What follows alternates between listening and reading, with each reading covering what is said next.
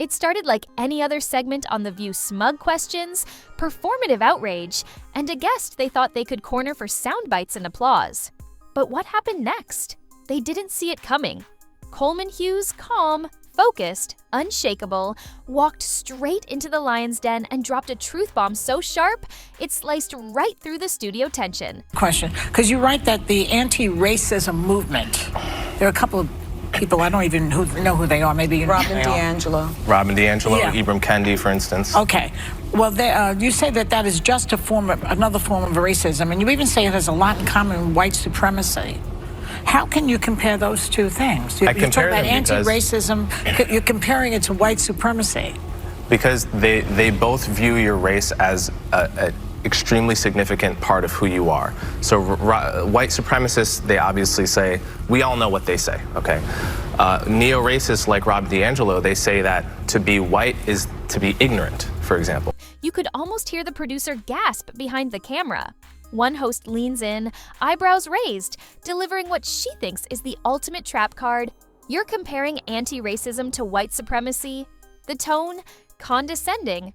The intent, a public shaming, like she's expecting Coleman to freeze, stumble, or politely fold under pressure. Wrong. What she didn't expect was a clinical dismantling of her entire narrative in real time. Well, this is a racial stereotype, and I want to call a spade and say this is not the style of anti-racism we have to be teaching our kids. We should be teaching them that your race is not a significant feature of who you are. Who you are is your character, your value, and your skin color doesn't say anything about that. Well, that's actually misrepresenting what Robin DiAngelo's position is. It's in her book. Coleman doesn't flinch. He doesn't fumble. He drops a surgical strike. Both ideologies treat race as your defining identity. That's the problem. Suddenly, the whole energy shifts. The panel doesn't know whether to interrupt him or pretend they're still in control. Spoiler alert, they're not. With laser precision, Coleman redefines the battlefield. He draws the line bold and unapologetic, teaching kids that their skin color determines their worth or their guilt. That's not justice. That's a moral failure disguised as progress. Boom. Dead silence. You can practically see the Wi-Fi buffering in their brains. One of the hosts attempts a last-ditch defense. Well, actually, that's not what Robin DiAngelo says. But Coleman, he's already read the book. He's already lived through the debate. And he's not buying what they're selling. No yelling, no theatrics, just cold, unfiltered facts. This wasn't a clapback.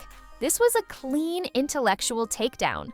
While the View crew scrambled to frame him as controversial, Coleman Hughes came armed with clarity, nuance, and something they've long abandoned: honesty. They wanted a narrative.